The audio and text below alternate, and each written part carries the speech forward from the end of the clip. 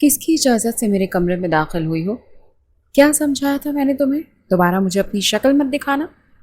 نہ جانے کیوں اسے انزل کے وجود سے شدید چڑ ہوتی تھی۔ کافی دنوں سے وہ نوٹ کر رہا تھا کہ وہ جہاں کہیں بھی جاتا ہے انزل جان بوجھ کر وہاں پر پہنچ جاتی ہے۔ وہ کوئی چھوٹا بچہ نہیں تھا جو اس کی حرکتوں کو سمجھتا نہ۔ اتنا تو اسے بھی اندازہ ہو گیا تھا کہ اس لڑکی کے دل میں کیا چل رہا ہے۔ میں تم سے بات کر رہا ہوں۔ اب کی بار وہ حلق کے بل دھاڑا تھا۔ سائرہ اپنے میکے گئی ہوئی تھی جبکہ وہ اس کی غیر موجودگی میں سارم کے کمرے میں بغیر اجازت کے داخل ہو گئی تھی۔ سارم کو اندازہ نہیں تھا کہ کمرے میں کوئی موجود ہے اور اسی وجہ سے وہ نہا کر شرٹ لیس ہی واش روم سے باہر نکل آیا۔ سامنے کھڑی اس حسینہ کو دیکھ کر اس کے ماتھے پر بل پڑ گئے۔ وہ وہ میں آپ سے یہ پوچھ رہی تھی کہ آپ کو کسی چیز کی ضرورت تو نہیں ہے؟ انظر کو سمجھ نہیں آ رہی تھی کہ وہ اسے کس طرح سے مخاطب کرے۔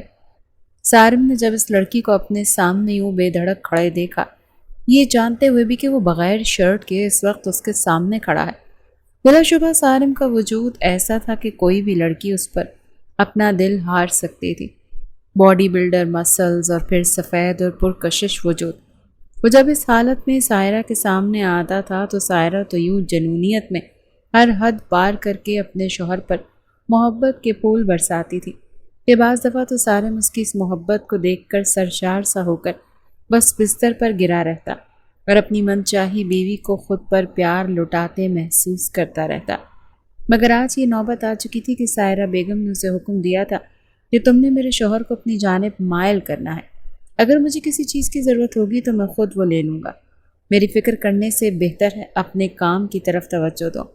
میں نے پہلے بھی سمجھایا تھا کہ دوبارہ اس طرح کی حرکت مت کرنا۔ یہ کہہ کر وہ اس کی طرف بڑھا تو تیزی سے پیچھے کی طرف ہٹی، لیکن دیوار ہونے کی وجہ سے وہ اس کے ساتھ ہی لگ کر کھڑی ہو گئی تھی۔ اس کی موٹی موٹی آنکھیں اس وقت آنسوؤں سے بھیگی ہوئی تھیں۔ یہ سب کچھ وہ صرف اور صرف سائرہ بیگم کے کہنے پر ہی تو کر رہی تھی، ورنہ اسے نہ تو اس کھڑوس انسان کی ذات سے کوئی دلچسپی تھی اور نہ ہی وہ اس کھڑوس انسان کے ساتھ وقت گزارنا چاہتی تھی جو اسے نفرت سے دیکھتا تھا، بات کرتا تھا تو لگتا تھا انگارے چبا رہا ہے۔ میں نے تمہیں کیا سمجھایا تھا؟ میں تمہارے ساتھ کوئی بھی تعلق نہیں بناؤں گا۔ وہ اس 18 سالہ لڑکی کو گھورتے ہوئے بولا اور اسے وہاں سے جانے کا اشارہ کیا جبکہ وہ اپنی جگہ پر کھڑی رہی۔ اس کا وجود ہولے ہولے لرز رہا تھا۔ اس کی آنکھوں سے مسلسل آنسو بہہ رہے تھے۔ اب میں اس سارے ڈرامے کا مقصد پوچھ سکتا ہوں؟ وہ جھنجھلاتے ہوئے بولا۔ مجھے پیسوں کی واقعی میں بہت شدید ضرورت تھی، اور اگر میں نے آپ کے ساتھ… انزل نے بات ادھوری چھوڑی تھی۔ وہ دھاڑتے ہوئے بولا، تو کیا تم پیسوں کے لیے اپنے آپ کو بیچنے کے لیے تیار ہو جاؤ گی؟ ایک طرف اس عورت نے تو میرا دماغ خراب کیا ہوا ہے اور دوسرا تم میرے سر پر مسلط ہو گئی ہو۔ تم یہاں سے دفع کیوں نہیں ہو جاتی ہو؟ تم یہاں سے چلی جاؤ گی تو سارے مسئلے حل ہو جائیں گے۔ سارم زچ ہوا تھا۔ یہ سن کر اس 18 سالہ لڑکی نے سارم کی طرف دیکھا، پھر کہنے لگی، کیا یہ اتنا آسان ہوگا؟ اگر میں یہاں سے چلی گئی تو کیا آپ کی زندگی اور مسائل کم ہو جائیں گے؟ بالکل نہیں سارم صاحب، میں چلی گئی تو آپ کی بیوی کسی اور لڑکی کو اٹھا کر آپ کے سامنے لے آئے گی۔ ہر کوئی میری طرح نہیں ہوتا، اور آپ خود سوچئے اگر میری جگہ کوئی اور آ گئی اور آپ کی بیوی اسے بھی آپ کے بستر تک لانے لگی تو کیا کریں گے آپ؟ آپ کو لگتا ہے کہ آپ کی بیوی اتنی آسانی سے آپ کی جان چھوڑے گی؟ وہ ایک نفسیاتی عورت۔ اس سے پہلے کہ وہ مزید کچھ بولتی، سارم کا ہاتھ اٹھا تھا مگر ہوا میں ہی اس نے اپنا ہاتھ روک دیا تھا کیونکہ سامنے عورت ذات کھڑی تھی۔ تمہیں اندازہ بھی ہے کہ تم کیا کہہ رہی ہو؟ آپ کو اندازہ نہیں ہے مسٹر سارم صاحب کہ آپ کی بیگم صاحبہ کی اس حد تک پاگل ہو چکی ہیں کہ ان کو ہر حال میں اولاد چاہیے، اور مجھے اپنی اماں کا علاج کروانا ہے۔ میرے پاس ان کی بات ماننے کے علاوہ کوئی دوسرا راستہ نہیں ہے۔ اگر میں نے ان کی بات مان لی تبھی وہ میری مدد کریں گی۔ انزل نے وجہ بتائی تھی، تو پھر تم ہمیں بچہ دینے کے لیے خود گناہ کرنے کا ارادہ رکھتی ہو؟ وہ اس کی طرف دیکھ کر طنزیہ انداز میں ہنستے ہوئے بولا تھا، چلو صحیح ہے، آپ اگر تم چاہتی ہو تو ایسا ہی صحیح۔ اس کے مزید قریب آنے لگا تھا۔ انزل تو ویسے ہی دیوار سے لگی تھی۔ جیسے ہی سارم نے اپنی پرتپش نظریں اس کے وجود پر گاڑی اور پھر اپنا ہاتھ اس کی کمر پر رکھ کر زور سے کھینچا تو ایک سسکی انزل کے لبوں سے نکلی تھی۔ جیسے جیسے سارم اس کے قریب آ رہا تھا انزل کے کان سے دھواں نکلنے لگا۔ اسے اپنی روح پگھلتی ہوئی محسوس ہو رہی تھی۔ وہ کبھی بھی اس شخص کے ساتھ سے تعلق قائم نہیں کرنا چاہتی تھی، مگر سارم کے وجود سے اٹھتی ہوئی گرمائش کو وہ اپنے وجود میں دھنستا ہوا محسوس کر رہی تھی۔ اس کے بے حد قریب آیا اور اپنا ہاتھ اس کے گالوں پر رکھ دیا، اور پھر اگلے ہی پل اس کے لبوں پر انگلی پھیرتے ہوئے کہنے لگا، کیا ہوگا جب میں تمہارے ان لبوں کو اپنے لبوں میں پرو دوں گا، اور پھر جب ان پر شدتیں لوٹاؤں گا اور تم اسے سہ نہیں پاؤ گی۔ اس سے پہلے کہ مزید کچھ سارم بولتا، انزل فوراً سے اس کے سینے پر ہاتھ رکھ کر اسے دور کرنے لگی۔ کہنے لگی کہ نہیں، میں یہ گناہ نہیں کر سکتی، میں شادی کے بغیر آپ کو اپنے قریب نہیں آنے دے سکتی۔ سارم کے کان کھڑے ہو گئے تھے۔ کہنے لگا، کیا مطلب ہے تمہارا؟ ہاں، نکل گئی ساری ہیکڑی؟ ابھی تو کہہ رہی تھی کہ پیسوں کے بغیر شادی کے تم میرے تو کیا کسی بھی بستر پر جا سکتی ہو۔ مگر ان سے سرخ آنکھیں لیے اسے دیکھنے لگی۔ میں آپ سے یہی بات کرنے کے لیے آئی تھی کہ میں آپ کے ساتھ گناہ نہیں کر سکتی ہوں، آپ مجھ سے نکاح کر لیں۔ یہ سن کر وہ اپنی گردن پیچھے کی طرف گرا کر ہنسنے لگا تھا۔ تمہیں کیا میری شکل پر بے وقوف لکھا ہوا نظر آ رہا ہے؟ دفع ہو جاؤ یہاں سے اور دوبارہ میرے سامنے مت آنا۔ وہ اس پر چلاتے ہوئے اسے وہاں سے باہر جانے کا اشارہ کر کے دوبارہ اپنے کام کی طرف متوجہ ہو گیا تھا، جبکہ وہ اپنی گردن جھکا کر روتی ہوئی باہر نکلی تھی۔ اس کا رخ حویلی کے پیچھے بنے کمروں کی جانب تھا، جہاں پر سائرہ نے آج کی رات گزارنی تھی۔ وہ مائکے نہیں گئی تھی، اور یہ بات سارم بھی جانتا تھا۔ جیسے ہی وہ سائرہ کے کمرے میں پہنچی، وہ فوراً سے کھڑی ہو گئی۔ انزل کو روتے دیکھ گھبرائی۔ کیا ہوا ہے؟ وہ فوراً سے کھڑی ہو گئی۔ انزل کو روتے دیکھ گھبرائی۔ کیا ہوا ہے؟ سائرہ نے اس کا ہاتھ مضبوطی سے پکڑا اور اسے اپنی جانب کھینچا۔ وہ بھی اندھیرے کمرے میں اس کے ساتھ ہی گم ہو گئی۔ وہ میرے ساتھ تعلق نہیں بنانا چاہتے ہیں، آپ ہی مجھے بتائیں کہ میں کیا کروں۔ وہ ایسا کیسے کر سکتا ہے؟ ابھی کل ہی تو میں نے اسے اس بارے میں ڈیٹیل سے بات کی تھی۔ صرف اور صرف کچھ ہی دنوں کی تو بات ہوگی، اور پھر تم پریگننٹ ہو جاؤ گی، ہمیں ہمارا بچہ مل جائے گا۔ سائرہ عجیب پاگلوں کی طرح بیہیو کر رہی تھی۔ مجھے بچہ چاہیے انزل، مجھے ہر صورت میں بچہ چاہیے۔ انزل کو اس کی ذہنی حالت پر بھی افسوس ہو رہا تھا اور غصہ بھی آ رہا تھا۔ اسے اس چیز کا بھی احساس ہو رہا تھا کہ اگر عورت بانجھ ہو تو نامکمل ہوتی ہے۔ دنیا بھر کی تمام خوشیاں اس کے قدموں میں کیوں نہ رکھ دی جائیں، وہ کبھی بھی اپنی ذات سے اور آس پاس کے ماحول سے خوش نہیں ہو پاتی۔ انزل نے جھجکتے ہوئے مشورہ دیا تھا کہ آپ وہ بچہ اڈاپٹ بھی تو کر سکتی ہیں۔ وہ برجستہ بولی، او نو، نہیں، میں اپنے شوہر کا ہی بچہ چاہیے۔ وہ حلق کے بل چلاتے ہوئے بولی تھی، اور تمہیں میں نے کتنی بار سمجھایا ہے کہ میرے ساتھ زبان درازی کرنے کی ضرورت نہیں ہے۔ تم کون ہوتی ہو مجھے یہ بتانے والی کہ مجھے کیا کرنا چاہیے اور کیا نہیں؟ یہ کہہ کر اس نے مضبوطی سے انزل کا ہاتھ پکڑا تو وہ درد سے کرا اٹھی تھی۔ مجھے تکلیف ہو رہی ہے، پلیز ایسا مت کریں۔ وہ سائرہ کو بتانا چاہتی تھی کہ اس کی باتوں سے اس کا جگر چھلی ہو گیا ہے۔ اسے اپنی قسمت پر بے تحاشا رونا آ رہا تھا۔ تایا جان کا چہرہ بار بار اس کی نظروں کے سامنے گھوم رہا تھا، جن کی وجہ سے وہ یہاں آ کر پھنس گئی تھی۔ اسے تو پڑھنے کا شوق تھا، اس کے سارے خواب چکنا چور ہو گئے تھے، اور اب اس کے سر پر ذمہ داری آ گئی تھی، اپنی بہن بھائیوں کی، اپنی ماں کی۔ اس ذمہ داری کو پورا کرنے کے لیے ہی اس نے اتنی بڑی کوٹھی میں کام کرنے کا فیصلہ کیا تھا۔ اگلی صبح سائرہ جب کمرے کے اندر داخل ہوئی تو سارم آفس جانے کے لیے تیار ہو رہا تھا۔ آپ نے مجھ سے وعدہ کیا تھا، وہ چلاتے ہوئے بولی۔ سارم کو اپنے سر میں درد کی ٹیسیں اٹھتی ہوئی محسوس ہوئی تھیں۔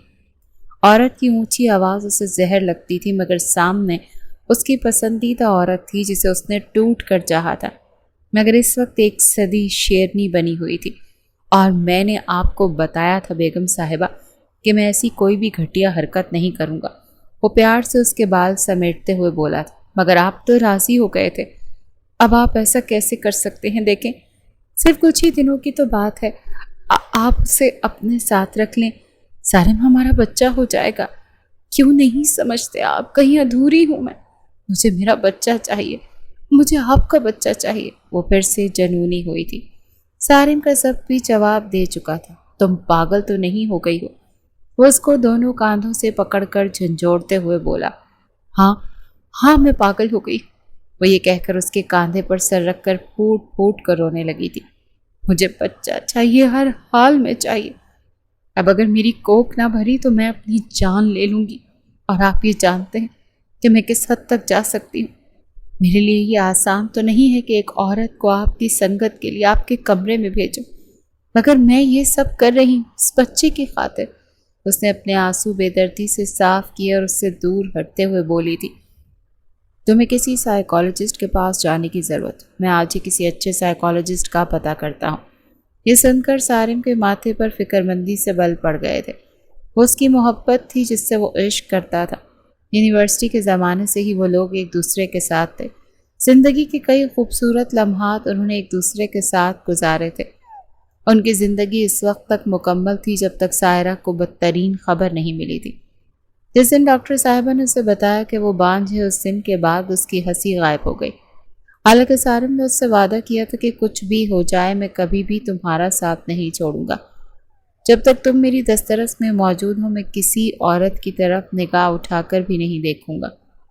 और अगर तुम मेरा साथ निभाने का वादा करो तो मुझे औलाद की ज़रूरत नहीं। वो शख्स अपने अल्फाज का पक्का था और ये बात सायरा जानती थी, मगर वो अपने दिल का क्या करती। हजारों तरह के वहम और वसवसे उसको हर वक्त परेशान करते रहते थे।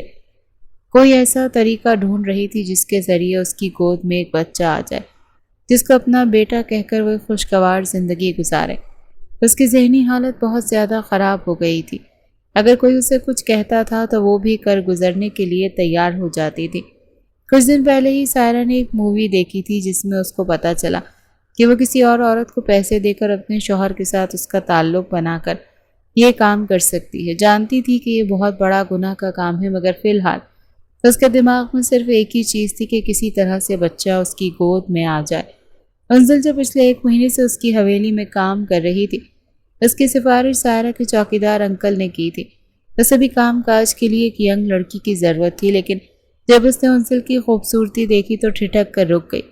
बिलाशुबा वो बहुत हसीन थी, आसमान से उतरी हुई कोई परी मालूम होती थी। सफ़ेद रंगत, बड़ी बड़ी स्याह आँखें, तीखी नाक और पतले पतले होंठ, नाजुक सा जिस्म। वो किसी का भी ईमान डगमगाने की सलाहियत रखती थी। सायरा पहले तो इनसिक्योर हो गई, मगर फिर उसके दिमाग ने तेज़ी से हरकत करना शुरू कर दिया था। अगर उनसे उसकी बात मान लेती तो उसका बच्चा बहुत खूबसूरत होता। वैसे तो सायरा अपने मुलाजमों को सर पर नहीं चढ़ाती थी, मगर पहले दिन से ही उसने उन्जिल के साथ अपना रवैया खासा अच्छा रखा था। उन्जिल भी हैरान थी कि भला कोई मालकन अपने मुलाजमों के साथ इतना अच्छा रवैया कैसे रख सकती हैं, जैसे वो कोई मुलाजिम ना हो बल्कि छोटी बहन हो। उसके खाने पीने का पूरा पूरा ध्यान रखती। जो खाना बच जाता वो उसे दे देती कि ये लो घर ले जाओ, और हर 2 दिन बाद उसे 5,000 तो कभी 10,000 यूं ही पकड़ा दिया करती थी कि मेरी तरफ से अपनी माँ के लिए गोश्त और फ्रूट ले जाना। एक बार उन्सिल ने कहा कि उसकी वालदा बहुत बीमार रहती हैं, इलाज के लिए बहुत पैसों की ज़रूरत है, इसीलिए वो यहाँ काम करने पर मजबूर है, वरना उसे पढ़ने का बहुत शौक था। उन्सिल की माँ को इलाज के लिए एक मोटी रकम की ज़रूरत थी। वैसे तो सारा साथ साथ पैसों से उसकी मदद कर रही थी, लेकिन उस दिन इंतहाई मजबूर होकर वो उसके पास गई थी और रोने लगी। उसे रोता देखकर सारा ने फ़ौरन उसके लिए जूस का ग्लास मंगवाया था। फिर कांधे पर हाथ फेर कर कहने की, क्या हुआ? अरे तुम जैसी हसीन लड़की रोते हुए तो बिल्कुल भी अच्छी नहीं लगती। तुम तो बिल्कुल मोमी गुड़िया हो। क्या हुआ? वो फूट फूट कर रोने लगी और फिर कहने लगी कि बीबी जी, वो मेरी अम्मी की तबीयत बहुत ज़्यादा ख़राब है, मुझे पैसों की ज़रूरत है। पहले पैसे थोड़े कम थे, वो तो चलो मैं आपको थोड़े थोड़े लौटा भी देती, लेकिन मुझे 8 लाख रुपए की ज़रूरत है। मुझे कुछ समझ नहीं आ रही कि मैं क्या करूं। माँ का दिया जेवर भी बेचूं तो सिर्फ 3-4 लाख रुपए ही बनेगा। यही शायद मौका था जिसका इंतज़ार सायरा कर रही थी। गहरी सांस खारिज करके उसे देखने लगी और फिर उसके गाल पर अपना हाथ थपथपा कर कहने लगी, मैं तुम्हारी माँ के इलाज का सारा खर्चा उठाने को तैयार हूँ। एक अच्छे महंगे हॉस्पिटल से तुम्हारी माँ का इलाज होगा, लेकिन क्या बदले में मेरी औलाद की खुशी दे सकती हो मुझे? अंजल तो समझ ही नहीं पाई कि वो कहना क्या चाहती हैं। कहने लगी, मैं समझी नहीं बीबी जी, मैं आपको औलाद की खुशी कैसे दे सकती हूँ? मुस्कुराकर सायरा कहने लगी, تمہیں میرے شوہر کے ساتھ 7 راتیں گزارنی ہوں گی۔ مجھے پوری امید ہے کہ 7 راتوں میں ایک اچھا رزلٹ سامنے آ جائے گا۔ منزل کے تو کانوں سے دھواں نکلا تھا، جوس کا گلاس اس کے ہاتھ سے چھوٹ کر گرا۔ وہ کھڑی ہو چکی تھی، کہنے لگی، یہ کیسی باتیں کر رہی ہیں؟ آپ ہوش میں تو ہیں؟ میں آپ کے شوہر کے ساتھ شادی کیسے کر سکتی ہوں؟ سائرہ بھی بغیر چونکے کھڑی ہوئی اور کہنے لگی، شادی نہیں، بغیر شادی کے میں تو شراکت برداشت نہیں کر سکتی کہ اپنے شوہر کے ساتھ کسی اور کو نکاح میں دیکھوں۔ لڑکی صرف 7 راتیں، اس کے بعد ڈیلیوری تک سارا خرچہ ہمارا، اور اس کے بعد ہر مہینے تمہیں معقول رقم بھی دی جائے گی۔ بدلے میں صرف 7 راتیں میرے شوہر کے بستر پر گزارنا ہوں گی۔ بولو، منظور ہے؟ میں تمہیں پیسے دینے کے لیے تیار ہوں، بدلے میں تمہیں میرے شوہر کے ساتھ تعلق بنانا ہوگا اور میرے شوہر کا بچہ بھی پیدا کرنا ہوگا۔ پہلے تو انزل نے انکار کر دیا، مگر رات کو ہی والدہ کی طبیعت زیادہ خراب ہو گئی، اسی لیے جب سائرہ نے اسے بروقت پیسے دیے، وہ سائرہ کے سامنے جھکنے پر مجبور ہوئی تھی۔ انزل نے زندگی میں کبھی بھی خود کو اس قدر بے بس محسوس نہیں کیا تھا۔ سارم کو جب اس بارے میں پتہ چلا تو اس نے پورا گھر سر پر اٹھا لیا تھا۔ وہ کسی بھی صورت ایسا ممکن ہونے نہیں دے سکتا تھا۔ وہ کیسے اپنی بیوی کے علاوہ کسی اور عورت کی نگاہ اٹھا کر بھی دیکھ سکتا تھا، اور وہ بھی ایسی لڑکی جو عمر میں بھی اس سے 10 سال چھوٹی تھی۔ یہ سوچ کر ہی اس کو اپنا سر چکراتا ہوا محسوس ہو رہا تھا۔ انزل کے باپ کا اس کے بچپن میں ہی انتقال ہو گیا تھا۔ وہ ایک غریب گھرانے سے تعلق رکھتی تھی۔ فیملی میں اس کو کوئی بھی سپورٹ کرنے کے لیے تیار نہیں تھا۔ تایا جان سے مدد لی تو انہوں نے اسے یہاں پر لا پھینکا۔ اب اس نے جو کچھ کرنا تھا خود ہی کرنا تھا۔ اگلی صبح بھی سائرہ نے جان بوجھ کر بہت بڑا تماشا کیا تھا۔ وہ کسی بھی صورت سارم کے ہاتھ میں نہیں آ رہی تھی۔ وہ کچن میں گئی اور اس نے چھری اپنی نبض پر رکھ لی۔ بتاؤ مجھے سارم، میری بات مانو گے یا نہیں؟ سارم زچ ہوا تھا۔ تم پاگل تو نہیں ہو گئی؟ ابھی اور اسی وقت سے نیچے پھینکو، وہ چلاتے ہوئے بولا تھا۔ میں قسم اٹھا کر کہتی ہوں، اگر تم نے میری بات نہیں مانی تو میں اپنی جان لے لوں گی، اور تم جانتے ہو کہ جو کچھ میں کہتی ہوں وہ کر کے دکھاتی ہوں۔ وہ اونچی اونچی آواز میں رو رہی تھی۔ آنسوؤں سے اس کا چہرہ بھیگا ہوا تھا اور اس کا وجود بھی ہولے ہولے لرز رہا تھا۔ سارم کو اس کی حالت پر ترس آ گیا۔ وہ کیا سے کیا بن گئی تھی۔ ٹھیک ہے، ریلیکس ہو جا۔ میں تمہاری بات ماننے کے لیے تیار ہوں۔ تم پلیز اسے نیچے رکھ دو۔ وہ چھوٹے چھوٹے قدم اٹھاتا اس کے پاس گیا اور اس کا ہاتھ چھری پر تھوڑا سا نرم پڑا تو سارم نے فوراً سے چھری اس کے ہاتھوں سے جھٹک کر اس کو اپنی جانب کھینچ لیا۔ وہ اس کے سینے سے لگی پھوٹ پھوٹ کر رو رہی تھی، جبکہ سارم پیار سے اس کے بالوں میں انگلیاں پھیر رہا تھا۔ پلیز میری بات مان لے، میں اب مزید اکیلے زندگی نہیں گزار سکتی ہوں۔ میری جان تم اکیلی کہاں؟ میں تمہارے ساتھ۔ مجھے بچہ چاہیے، مجھے ہر حال میں بچہ چاہیے۔ ہم اڈاپٹ بھی تو کر سکتے ہیں۔ سارم نے اسے دوسری تجویز دی تو وہ نفی میں سر ہلاتے ہوئے بولی، میں کسی اور کا بچہ نہیں پالوں گی، مجھے آپ کا بچہ چاہیے۔ وہ عجیب پاگلوں جیسی حرکتیں کر رہی تھی اور بہت زیادہ ضدی بھی ہو گئی تھی۔ انزل جو کہ اپنے کمرے کے دروازے میں کھڑی خاموشی سے اور سہمی ہوئی نظروں سے ان دونوں کو دیکھ رہی تھی، سارم کے گھورنے پر وہ بھاگتی ہوئی اپنے کمرے میں چلی گئی۔ جب سے سائرہ نے اس بارے میں بات کی تھی تب سے وہ حویلی کے اندر ہی رہ رہی تھی، ورنہ اس سے پہلے تک وہ سرونٹ کوارٹر میں رہتی تھی۔ میری جان تم جیسا کہو گی ویسا ہی ہوگا، اس کا ہاتھ اپنے ہاتھوں میں لیتے ہوئے مضبوط لہجے میں بولا تھا۔ کہیں ایسا تو نہیں ہے کہ آپ کو اس لڑکی سے محبت ہو جائے گی؟ وہ بہت خوبصورت ہے، مگر ایسا نہیں ہوگا۔ وہ ذہنی طور پر بہت زیادہ ڈسٹرب ہو چکی تھی اور سارم کو اس چیز کا یقین ہو گیا تھا کہ اس کو سائیکالوجسٹ کے پاس لے کر جانا چاہتا تھا، مگر وہ واویلا مچانا شروع کر دیتی تھی۔ اسے رات ہی وہ انزل کے کمرے میں گئی، اچھے طریقے سے نہا دھو کر اس کو گھورتے ہوئے خونخوار لہجے میں بولے تھے، اور خبردار جو تم نے میرے شوہر پر ڈورے ڈالنے کی کوشش کی، جس کام کے لیے بھیج رہی ہوں صرف یہی کام کرنا، اور اس کے علاوہ اگر تم نے کوئی چالاکی کی تو مجھ سے برا کوئی نہیں ہوگا۔ وہ اس کے بازو اس کی کمر کے ساتھ لگاتی ہوئی اس کو بری طرح سے تکلیف پہنچا رہی تھی، جبکہ انزل درد سے کرا رہی تھی۔ کیا آپ کو ذرا بھی رحم نہیں آتا؟ بے ساختہ اس کے منہ سے نکلا تو اس نے ایک زوردار تھپڑ انزل کے چہرے پر مارا تھا۔ زبان درازی کرنے سے پہلے بھی منع کیا تھا میں نے۔ کون سا میں تمہارے ساتھ زبردستی کر رہی ہوں؟ تم اپنی مرضی سے یہ سب کچھ کر رہی ہو۔ تمہیں بھی تو اپنی ماں کے علاج کے لیے پیسے چاہیے۔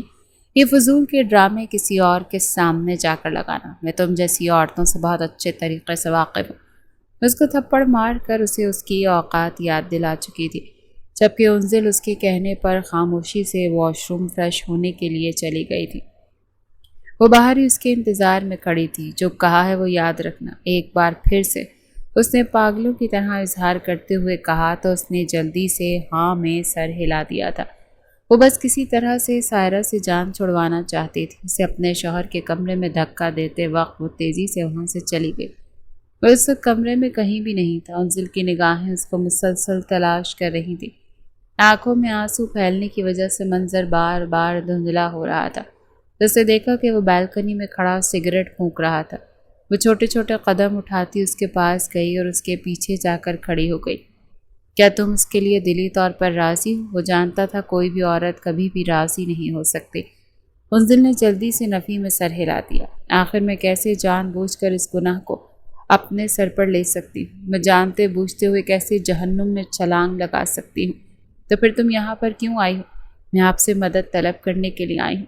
یہ سن کر وہ پھیکے سے انداز میں مسکرا دیا۔ میں تمہاری کیا مدد کر سکتا ہوں؟ میں نے آپ سے پہلے بھی کہا تھا کہ آپ مجھ سے نکاح کر لیں۔ اس نے سگریٹ زمین پر پھینکا اور اسے اپنے پاؤں کے نیچے مسل دیا۔ اگر آپ مجھ سے نکاح کریں گے تو ہم دونوں ہی گناہ سے بچ جائیں گے۔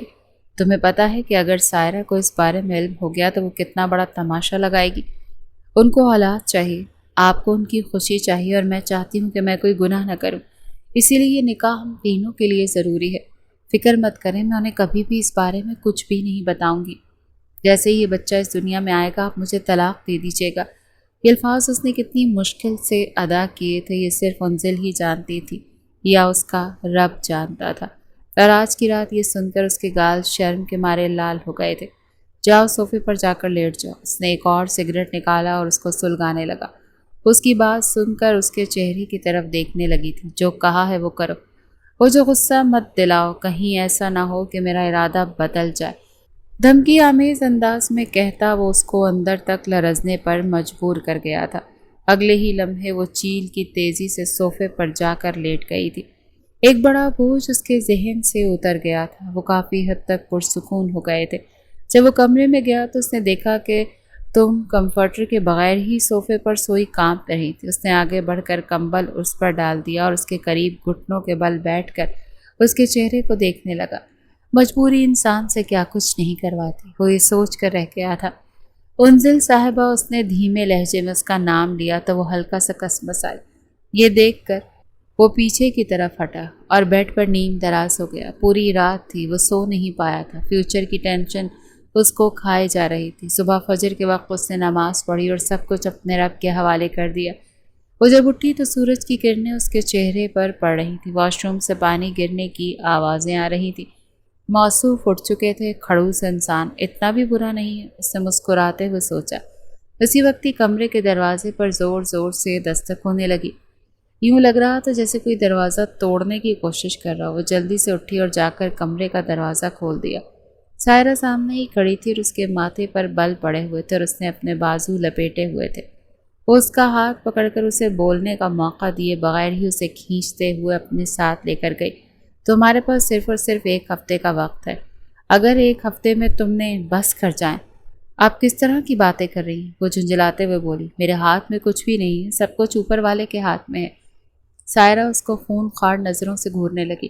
یہ بات ہمیشہ اپنے ذہن میں رکھنا کہ وہ میرا شوہر ہے، اور اس کے ماتھے پر زور زور سے انگلی مارتے ہوئے اس کو آنکھوں ہی آنکھوں میں بہت کچھ باور کروا چکی تھی۔ جی مجھے یاد ہے، اور میں کبھی بھی نہیں بھولوں گی، اس نے نگاہیں چراتے ہوئے جواب دیا۔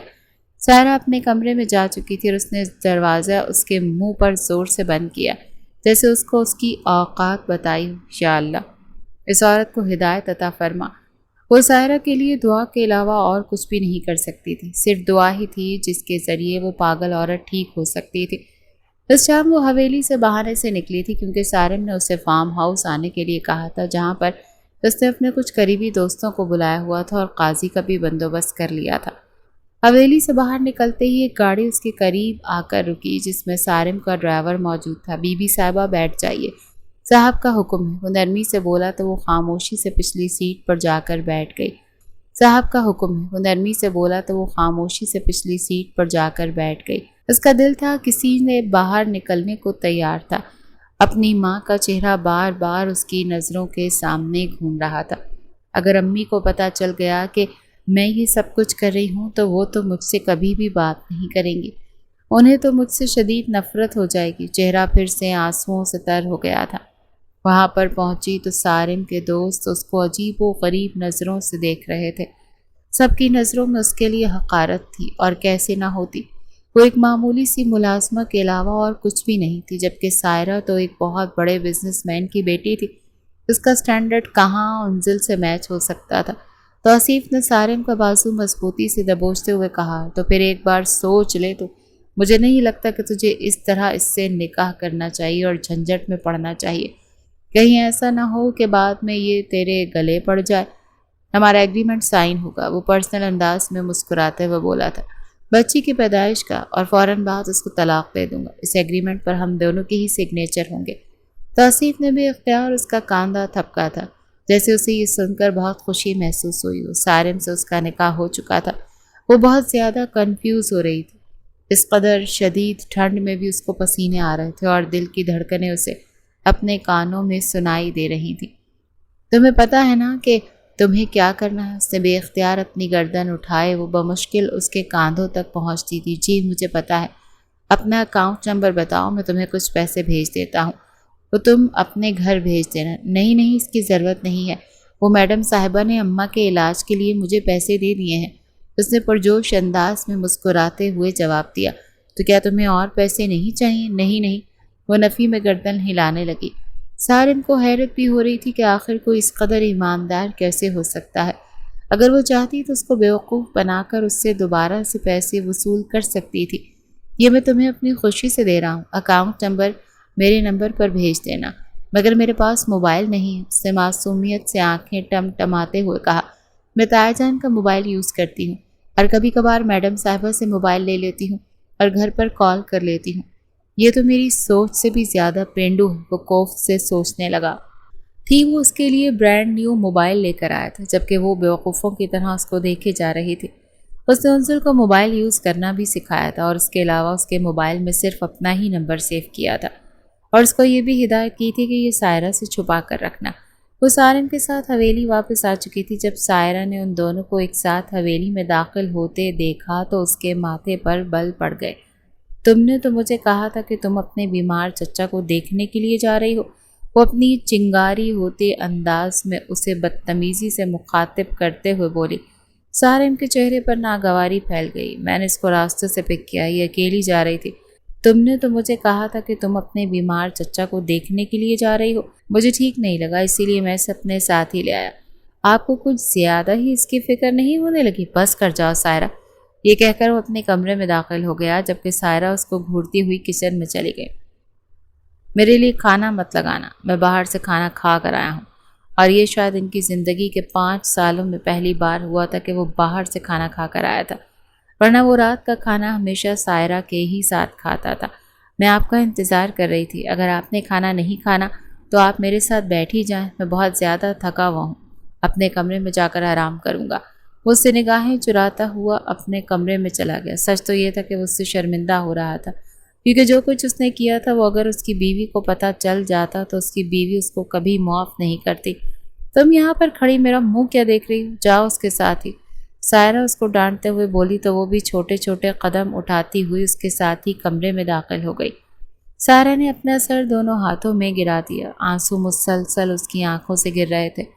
کوئی اور عورت اس کے شوہر کی قربت میں موجود تھی، اور یہ احساس بہت ہی تکلیف دہ تھا۔ کبھی کبھار تو اس قدر پھٹنے کو تیار ہو جاتا اس کا دل کرتا کہ وہ اپنی جان ہی لے لے۔ وہ جس انسان کی محبت کی اکیلی حقدار تھی، آج مجبوری کے باہر وہ اس کی محبت کو بھی بانٹ رہی تھی۔ اس نے آسمان کی طرف سر اٹھا کر دیکھا اور پھوٹ پھوٹ کر رونے لگی۔ میرے رب، میرے لیے آسانی پیدا فرما، میرے دل کی تکلیف کو کم کر دے، میں مزید یہ سب کچھ برداشت نہیں کر سکتی۔ کبھی کبھار مجھے لگتا ہے کہ میرا دل پھٹ جائے گا۔ یہ کہہ کر وہ پھر سے چیخ چیخ کر رونے لگی تھی۔ اس کے رونے کی آوازیں اندر جا رہی تھیں، مگر سارم شیشے کے سامنے کھڑا اپنی رسٹ واچ اتار رہا تھا۔ اس کے چہرے کے تاثرات نارمل تھے اور وہ بیگم صاحبہ وہ رو رہی ہیں، اس کو رونے دو، تھوڑی ہی دیر میں خود ہی ریلیکس ہو جائے گی۔ مجھے لگتا ہے کہ اس کو تھوڑا سا ٹائم دینا چاہیے۔ یہ کہہ کر وہ بیڈ پر جا کر نیم دراز ہو گیا تھا، جبکہ وہ قریب ہی کھڑی ہو کر اپنی انگلیاں چٹکانے لگی۔ اب کیا مجھے تمہیں انویٹیشن کارڈ بھیجنا پڑے گا؟ یہ سن کر اس نے نفی میں سر ہلایا اور اس کے قریب ہی جا کر کھڑی ہو گئی۔ ایک جھٹکے سے وہ اسے اپنی طرف دھکیل چکا تھا۔ ویسے ایک بات کی تو تمہیں داد دینی چاہیے، تم جتنی بیوقوف نظر آتی ہو اتنی بیوقوف ہو نہیں۔ کیا مطلب؟ میں آپ کی بات سمجھی نہیں۔ تم نے مجھ جیسے انسان کو نکاح کے لیے راضی کر لیا، کچھ تو خاص بات ہے تم میں۔ وہ نہ چاہتے ہوئے بھی بہکنے لگا تھا۔ وہ لڑکی تھی ہی اتنی حسین کہ اسے نگاہ ہٹانا مشکل ہی نہیں، ناممکن تھا۔ اپنا کون سا مقصد لے کر یہاں پر آئی؟ اب وہ اس کے بالوں کے ساتھ چھیڑ خانی کر رہا تھا۔ یہ سن کر اس کے چہرے کی ہوائیاں اڑ گئی تھیں۔ میں کوئی مقصد یہاں پر لے کر نہیں آئی ہوں۔ میں بس یہ چاہتی ہوں کہ میری اماں کا علاج ہو جائے۔ تمہاری اماں ہسپتال میں ہے، رائٹ؟ جی جی جی، وہ یہی ہسپتال میں ہے۔ تایا جان اس دن کے ساتھ سے اگر تمہاری اماں کو کچھ ہو جاتا ہے۔ اس نے بے اختیار سارم کے لوگوں پر ہاتھ رکھ دیا تھا۔ ایسی باتیں مت کریں، اللہ میری امی کو لمبی زندگی دے، میں انہی کے لیے تو یہ سب کچھ کر رہی ہوں۔ ایسی باتیں مت کریں، اللہ میری امی کو لمبی زندگی دے۔ تمہیں میں کیسا انسان لگتا ہوں؟ اس کو غور سے دیکھتے ہوئے اس سے ایک نیا سوال کر رہا تھا۔ زندگی میں پہلی بار سوالات کا جواب دینا اس کو مشکل لگ رہا تھا۔ آپ اچھے انسان ہیں۔ تمہیں میری نیچر کیسی لگتی ہے؟ مجھے آپ رحم دل لگتے ہیں۔ تمہیں پتہ ہے کہ رحم دل کون ہوتا ہے؟ جی مجھے پتہ ہے، وہ آپ جیسے ہوتے ہیں۔ اس نے انتہائی معصومیت سے جواب دیا تھا اور آنکھیں الو کی طرح گول گول گھمائی تھیں۔ وہ نہ چاہتے ہوئے بھی دبے انداز میں مسکرایا۔ فوراً ہی اس نے اپنی مسکراہٹ چھپا لی۔ میں تمہیں کچھ چیزیں کلیئر کر لینا چاہتا ہوں۔ مجھے امید ہے کہ وہ چیزیں تم اپنے اس چھوٹے سے دماغ میں بٹھا لو گے۔ ہمارے درمیان کسی بھی قسم کا کوئی ایموشنل تعلق نہیں ہوگا۔ اس نے بے ساختہ پہلو بدلا تھا۔ وہ تو ابھی سے ہی اپنے دل میں اس ظالم شخص کے لیے جذبات محسوس کرنے لگی تھی جس کو اس کی ذات سے کوئی دلچسپی ہی نہیں تھی۔ تم سن رہی ہو کہ میں کیا کہہ رہا ہوں؟ جب اس نے انزل کو زون آؤٹ ہوتے ہوئے دیکھا تو اس کا نام پکارتے ہوئے سوال کیا۔ جی میں سن رہی ہوں۔ صرف سننا نہیں ہے بلکہ میری کہی ہوئی باتوں پر عمل کرنا ہے۔ میں جانتا ہوں کہ عورتیں مردوں کی نسبت زیادہ ایموشنل ہوتی ہیں، وہ جلدی ایموشنلی اٹیچ ہو جاتی ہیں۔ میں تمہیں یہ چاہتا ہوں کہ تم اپنے دماغ سے ہر طرح کا قناص نکال دو۔ دوسری اور اہم بات، تم صرف ضرورت کے وقت ہی میرے قریب آیا کرو گی۔ اس کے علاوہ میرے آس پاس پھٹکنے کی کوشش بھی نہیں کرنا، ورنہ مجھ سے برا کوئی نہیں ہوگا۔ یہ الفاظ نہیں تھے بلکہ پگھلا ہوا سیسا تھا جو کسی نے اس کے کانوں میں انڈیلا تھا۔ ان کی چبھن اس قدر شدید تھی کہ اسے اپنے کانوں سے خون نکلتا ہوا محسوس ہونے لگا تھا۔ تکلیف تھی کہ بڑھتی چلی جا رہی تھی۔ اس نے اپنی گردن جھکا لی۔ سارم اس کو امید کی ڈور نہیں تھمانا چاہتا تھا۔ یہ کہہ کر اس نے آگے بڑھ کر کمرے کی لائٹ آف کر دی تھی اور اس کا بازو پکڑ کر اسے اپنی جانب کھینچ لیا۔ رات آہستہ آہستہ گزرتی چلی گئی تھی اور وہ اس کی قربت میں بھیگتی چلی جا رہی تھی۔ سارم جس کی گرفت شروع میں مضبوط تھی مگر وہ آہستہ آہستہ نرم بڑھ رہا تھا۔ دھیرے دھیرے اس کے بالوں میں ہاتھ پھیرتا، اس کی گردن پر جھکتا تھا اور یہی تھا کہ بس قربت کے لمحات گزارے اور پھر کمرے سے باہر چلا جائے۔ مگر نہ جانے کیوں برسوں بعد جو سکون سارم کو چاہیے تھا وہ اسے اس انزل کے وجود میں دکھائی دے رہا تھا۔ ورنہ اس سے پہلے کئی برس گزر چکے، جب بھی وہ سائرہ کے قریب جاتا تو وہ فوراً اسے قریب آتے ہی اس سے یہی سرگوشیاں کرتی کہ اس بار ہمارے ملن کے بعد میں ماں بن جاؤں گی نا، پھر ہمارے بھی بچے ہوں گے۔ کیا ہی اچھا ہو کہ میں جڑواں بچوں کی ماں بن جاؤں۔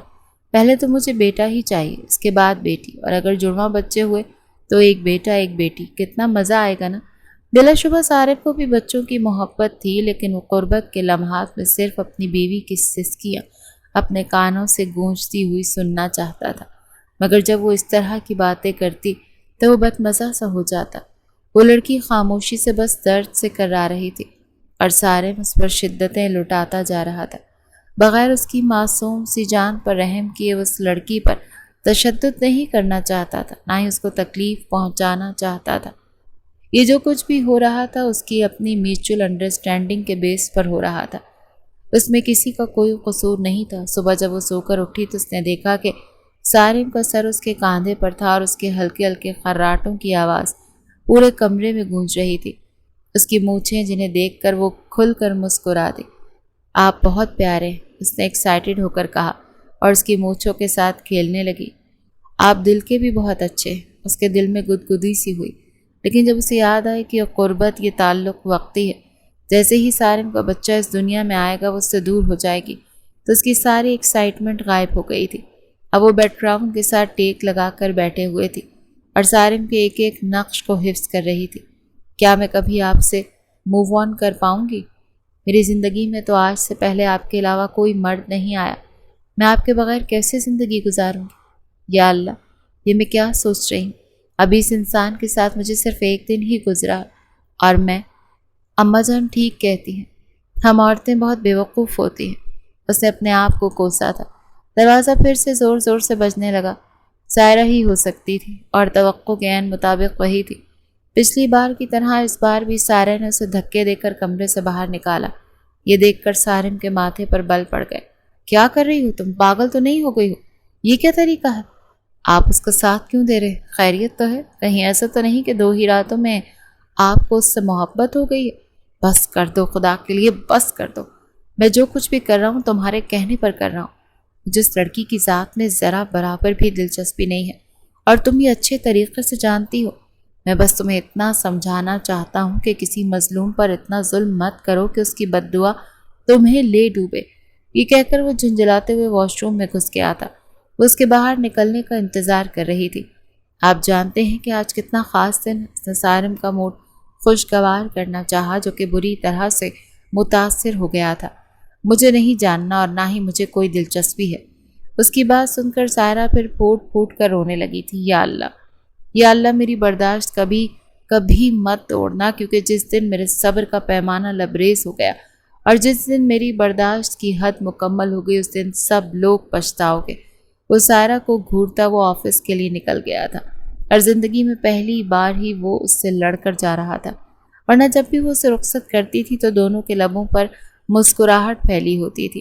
سارم اس کے ساتھ شرارتیں کر رہا ہوتا تھا اور اس کو کہہ رہا ہوتا تھا کہ میرا تمہارے بغیر آفس میں کیسے دن گزرے گا؟ تم ایسا کرو کہ میرے ساتھ ہی میرے آفس چلا کرو۔ جب تک میرا کام مکمل نہیں ہوتا تم میرے ساتھ ہی بیٹھی رہا کرو۔ میں جب وقفے وقفے سے تمہیں دیکھوں گا تو میرے دل کو بھی تسلی ملتی رہے گی۔ یہ سن کر بعض اوقات وہ جھیمتی اور بعض اوقات اس کے سینے پر ہاتھ رکھ کر اس کو زبردستی گھر سے باہر دھکیلتی تھی اور وہ ہنستا ہوا رخصت ہوتا تھا۔ کہیں میں نے اپنی زندگی کی سب سے بڑی غلطی تو نہیں کر دی؟ مجھے اس عورت کو اس کے گھر میں لانا ہی نہیں چاہیے تھا، لیکن اب میں کیا کروں؟ اب تو وقت گزر گیا ہے۔ مجھے بس تھوڑا سا ہی تو انتظار کرنا ہے۔ جیسے ہی بچہ پیدا ہوگا میں اس کو دھکے دے کر اس حویلی سے باہر نکال دوں گی اور پھر میں اپنے پیارے سارم کے ساتھ ایک خوشگوار زندگی گزاروں گی جس میں ہم ہوں گے اور ہمارا پیارا سا بچہ ہوگا۔ وہ ایک بار پھر سے شیخ چلی کی طرح خوابوں میں مصروف ہو گئی تھی۔ انسان اپنی طرف سے ہر طرح کی پلاننگ کرنے کی کوشش کرتا ہے، لیکن ہوتا وہی ہے جو رب کی رضا ہوتی ہے، اور شاید وہ اس بات کو بھول چکی تھی۔ تقریباً 18 دنوں کے بعد ان کو نوید ملی تھی کہ انزل ماں بننے والی ہے۔ سب سے زیادہ ایکسائٹڈ سارم تھا۔ انزل کے چہرے پر شرم اور ممتا کا رنگ پھیلا ہوا تھا۔ وہ بہت پیاری لگ رہی تھی۔ جو بھی اس کو دیکھتا تھا اس کی نظر انزل پر ہی ٹک جاتی تھی۔ ڈاکٹر اندر داخل ہوئی تو انزل کو دیکھ کر بے ساختہ بولی، ماشاء اللہ، آپ کی بیوی بہت پیاری ہے اور ہیلدی بھی ہے۔ آپ ان کا خیال رکھیے گا تاکہ بچہ صحت مند ہو۔ یہ سن کر سائرہ کے تن بدن پر آگ لگ گئی تھی۔ یہ اس کی بیوی نہیں ہے، میں اس کی بیوی ہوں، وہ فٹ سے بولی تو ڈاکٹر حیرانگی سے سارم کی طرف دیکھنے لگی جس نے آنکھوں ہی آنکھوں میں سے چپ رہنے کا اشارہ کیا۔ وہ کچھ کہے بغیر ہی کمرے سے باہر نکل گئے تھے اور تم کیا یہاں پر نوابوں کی طرح بیٹھی ہو؟ اٹھو، اب گھر چلنے کا وقت آ گیا ہے۔ شرم کرو، کچھ تو لحاظ کرو، ابھی تک ڈرپ لگی ہوئی ہے۔ یہ اتنی کوئی نازک کلی نہیں ہے۔ تمہیں کیا ہو گیا ہے سائرہ؟ یہ اسی بچے کی ماں بننے والی ہے جس کو حاصل کرنے کے لیے تم ہر حد سے گزرنے کے لیے تیار ہو گئی تھی۔ اب یہ ساری حرکتیں کر کے تم کیا ثابت کرنا چاہتی ہو؟ اس نے اپنے سینے پر انگلی رکھتے ہوئے کہا، میں نے تو کچھ بھی نہیں کیا، میں تو بس آپ لوگوں کی بڑھتی ہوئی محبت کو دیکھ رہی ہوں۔ جب سے یہ عورت آپ کی زندگی میں آئی ہے، آپ تو مجھے مکمل طور پر نظر انداز کر گئے ہیں۔ اس نے دیکھا کہ معاملہ خراب ہو گیا تھا تو اس نے فوراً سے سائرہ کے کاندھے پر ہاتھ رکھا اور اس کو سمجھاتے ہوئے اپنے گلے لگا لیا۔ یہ دیکھ کر انزل پہلو بدل کر رہ گئی تھی۔ اس کے دل میں درد کی ٹیسیں اٹھ رہی تھیں، جبکہ ایسا نہیں ہونا چاہیے تھا، کیونکہ سائرہ سارم کی پہلی بیوی ہونے کے ساتھ ساتھ اس کی محبت بھی تھی۔ رات کا وقت تھا اور وہ اپنے کمرے میں اکیلی لیٹی ہوئی آرام کر رہی تھی جب دروازے پر دستک ہوئی۔ اس نے جا کر دروازہ کھولا تو سامنے سارم کھڑا تھا۔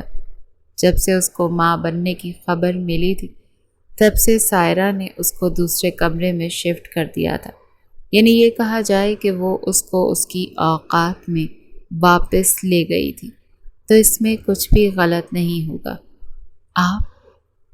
آپ یہاں پر؟ اس نے حیرانگی کا اظہار کرتے ہوئے کہا۔ ہاں، مجھے نیند نہیں آ رہی تھی، یہ کہہ کر وہ خاموشی سے اس کے کمرے میں داخل ہو گیا تھا۔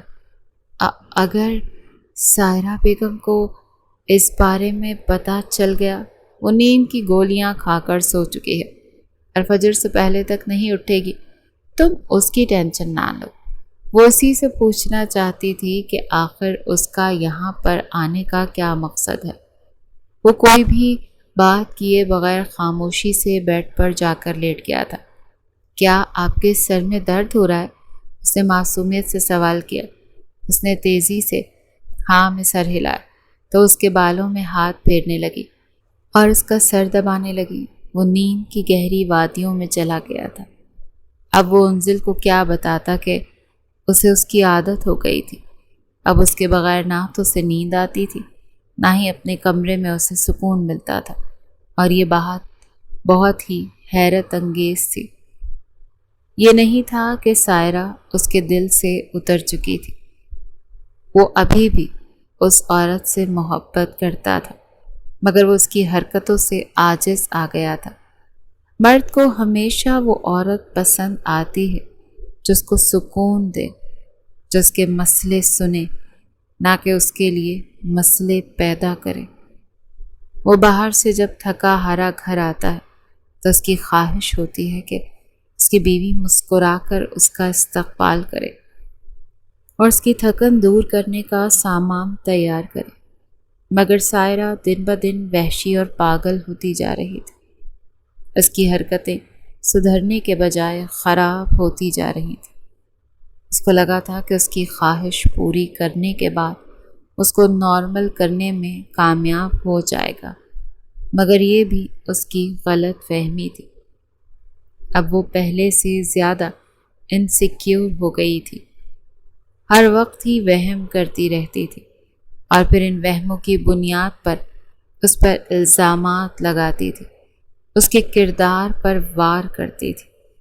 سارم کی جگہ اگر وہاں پر کوئی اور مرد ہوتا تو کب کا اس کو طلاق دے چکا ہوتا۔ جتنا صبر سارم میں تھا اتنا صبر کسی میں نہیں تھا۔ انزل خاموشی سے اس کے چہرے کو دیکھتی جا رہی تھی۔ تھوڑی ہی دیر میں وہ بھی نیند کی گہری وادیوں میں چلی گئی تھی۔ فجر کی اذانوں کے قریب ہی سارم کی آنکھ کھل گئی تھی۔ اس نے دیکھا اس کے سینے پر سر رکھ کر لیٹی ہوئی تھی۔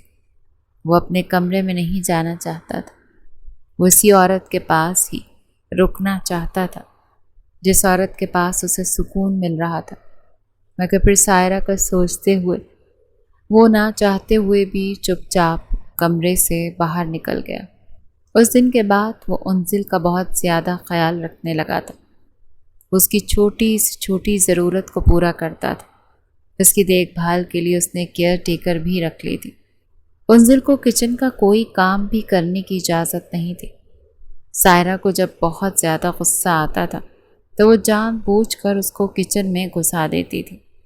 اب سارم نے کچن میں کیمرے لگوا دیے تھے اور سائرہ کو بھی سختی سے منع کر دیا تھا کہ تم اس سے کوئی کام نہیں کرواؤ گی۔ جب سائرہ اس کو انزل کا خیال رکھتے ہوئے دیکھتی تھی تو اس کو جیلسی ہوتی تھی۔ ایک دم سے ہی اسے انزل سے اور اس کی کوکھ میں موجود اس بچے سے نفرت سی ہونے لگی تھی۔ بیگم صاحبہ، مجھے تو لگتا ہے کہ انزل صاحبہ آپ کی جگہ لینے میں کامیاب ہو گئی ہیں۔ وہ حویلی کی پرانی ملازمہ تھی۔ تم ہوش میں تو ہو؟ یہ تم کیا کہہ رہی ہو؟ بیگم صاحبہ، میں وہی کہہ رہی ہوں جو میں نے اپنی آنکھوں سے دیکھا ہے۔ وہ انزل صاحبہ کا بہت زیادہ خیال رکھتے ہیں۔ مجھے لگا تھا کہ یہ سب کچھ وہ اپنے بچے کے لیے کر رہے ہیں، مگر میں نے انہیں ایک ساتھ ہنستے کھیلتے ہوئے بھی دیکھا ہے۔ سچ کہوں تو وہ ایک دوسرے کے ساتھ مکمل لگتے ہیں۔ مجھے یہ بھی لگ رہا ہے کہ اب آپ کی سارم صاحب کی زندگی میں وہ جگہ نہیں رہی جو پہلے تھی۔ چپ کرو اور جاؤ یہاں سے۔ خبردار جو دوبارہ تم نے کبھی اس طرح سے بات کی، ورنہ اس حویلی سے باہر پھینکوا دوں گی تم کو۔ اس نے غصے سے اپنے سے بڑی عمر کی عورت کو ذلیل کیا اور اسے وہاں سے جانے کا اشارہ کیا۔ بانو بیگم چپ چاپ وہاں سے چلی گئی تھی۔ مجھے اب اس عورت کا کچھ نہ کچھ تو کرنا پڑے گا۔ سارہ کا دماغ تیزی سے حرکت کر رہا تھا۔ وہ اب اس لڑکی کو اپنے راستے سے ہٹانا چاہتی تھی۔ اس کے لیے اسے کتنی ہی بڑی قیمت کیوں نہ ادا کرنی پڑتی، وہ اس قیمت کو ادا کرنے کے لیے تیار تھی۔ جو بچہ اس سے ہر حال میں چاہیے تھا، اب اسی بچے کی وہ جان لینا چاہتی تھی، کیونکہ اس بچے کی وجہ سے اس کا شوہر انزل کے قریب ہو گیا تھا، اور یہ خیال اس کو تنگ کیے جا رہا تھا کہ اگر بچہ پیدا ہونے کے بعد اس نے انزل کو نہ چھوڑا اور اس سے شادی کر لی، دن رات یہی خیال اس کو ڈستے رہتے تھے۔ اس دن اس نے جان بوجھ کر سیڑھیوں پر تیل گرایا تھا تاکہ انزل وہاں سے اترے تو اس کا پاؤں پھسلے اور وہ گر جائے۔ بانو بیگم نے اسے یہی بتایا تھا کہ انزل کمرے میں ہے، جبکہ وہ تھوڑی دیر پہلے ہی سارم کے ساتھ اسپتال جانے کے لیے نکلی تھی۔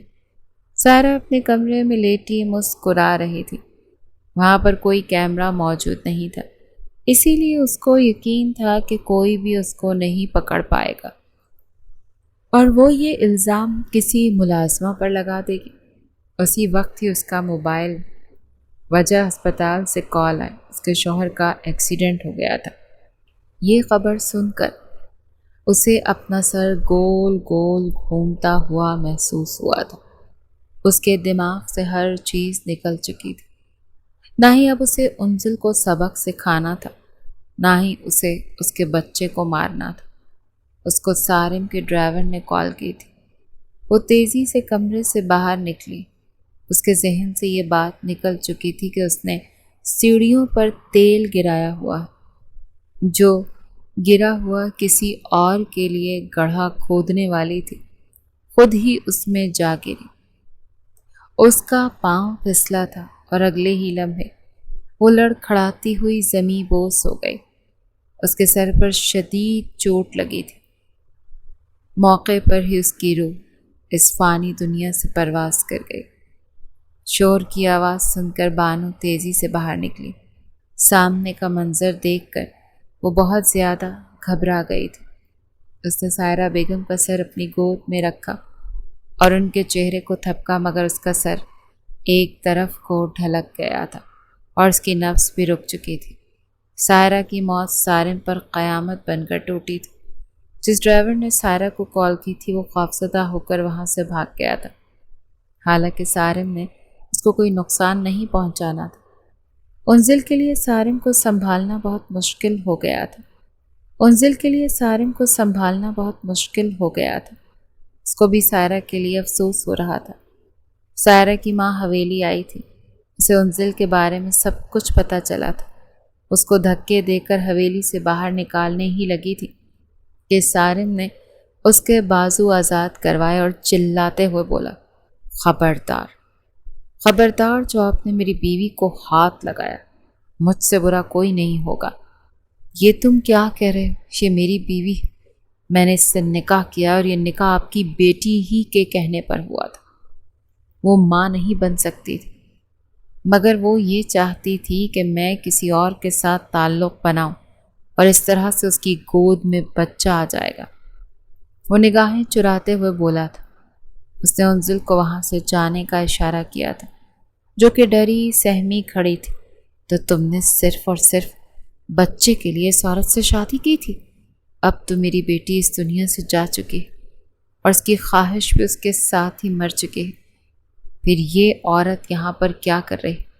میں نے آپ کو پہلے بھی بتایا تھا کہ، اور اب بھی بتا رہا ہوں، کہ یہ میری بیوی ہے، اور بہت جلد میں آفیشلی پوری دنیا کے سامنے بھی یہ بات کلیئر کر دوں گا کہ آپ کو میرے معاملے میں اب دخل اندازی کرنے کی کوئی ضرورت نہیں ہے۔ آپ یہاں سے جا سکتے۔ وہ جانتا تھا کہ سائرہ کو ہر الٹا مشورہ دینے والی اس کی ماں تھی۔ انزل کے معاملے میں بھی سائرہ کی ماں نے اس کو فورس کیا تھا۔ سارم نے خود ان ماں بیٹی کی باتیں سنی تھی اور وہ سائرہ سے بہت مایوس بھی ہوا تھا۔ وہ زیادہ تر وقت اکیلا گزارتا تھا۔ اب اس نے انزل کے ساتھ ٹائم سپینڈ کرنا چھوڑ دیا تھا۔ دوسری طرف وہ اپنا خیال رکھنے کے ساتھ ساتھ اس کا خیال رکھنے کی بھی ہر ممکن کوشش کرتی تھی۔ ایک رات اس کی طبیعت بہت زیادہ خراب ہو گئی۔ ایک رات اس کی طبیعت بہت ہی زیادہ خراب ہو گئی تھی۔ وہ اسے ہسپتال لے کر گیا تھا۔ اس نے 2 جڑواں بچوں کو جنم دیا تھا۔ انزل کی آنکھیں بار بار آنسوؤں سے بھیگ گئی تھیں، کیونکہ اس کو لگ رہا تھا کہ وہ شخص اس کو طلاق دے دے گا، کیونکہ اگریمنٹ کے مطابق یہی ہونا تھا۔ حقیقت تو یہ تھی کہ وہ ایگریمنٹ ہی جھوٹا تھا، اور جس پیج پر سگنیچر کروائے گئے تھے وہ کسی اور چیز کا تھا۔ سارم کی نیت اسی دن ہی بدل گئی تھی۔ کیا میں 1 ہفتہ اپنے بچوں کے ساتھ گزار سکتی؟ اس نے دھیمے لہجے میں کہا۔ تم نے اب ساری زندگی انہی کے ساتھ گزارنی ہے؟ وہ سرسری انداز میں بولا تھا۔ کیا مطلب ہے آپ کا؟ وہی جو تم سمجھ رہی ہو۔ اب 2 مجھے طلاق دینے والے تھے نا؟ میں نے اپنا ارادہ چینج کر لیا ہے۔ اب میں تمہیں طلاق نہیں دوں گا۔ تم میری زندگی میں میرے ساتھ ہی رہو گی، میری ہم سفر بن کر، اور میرے بچوں کی اچھی پرورش کرو گی۔ ابھی وہ اسے صرف اتنا ہی کہہ کر خاموش ہو گیا تھا، مگر انزل جانتی تھی کہ جلد ہی وہ اس دنیا اور اس انسان کو خود سے محبت کرنے پر مجبور کر دے گی۔ انزل کے گھر والوں کو سارم نے خود ہی حقیقت بتائی تھی اور ان کو منا لیا تھا۔ 1 سال کے اندر اندر اس نے مکمل طور پر اپنی محبت سے موم کر دیا تھا۔ اب وہ ہر وقت اسی کا نام گنگناتا رہتا تھا۔ ایسا نہیں تھا کہ وہ سارہ کو بھول چکا تھا۔ اکثر ہی سارہ کی یاد اس کو ستاتی تو وہ بہت اداس ہو جاتا تھا، اور تب انزل ہی اس کا سہارا بنتی تھی، اس کو سنبھالتی تھی۔ وہ ایک بہت ہی اچھی بیوی ہونے کے ساتھ ساتھ اچھی ساتھی اور اچھی دوست بھی تھی۔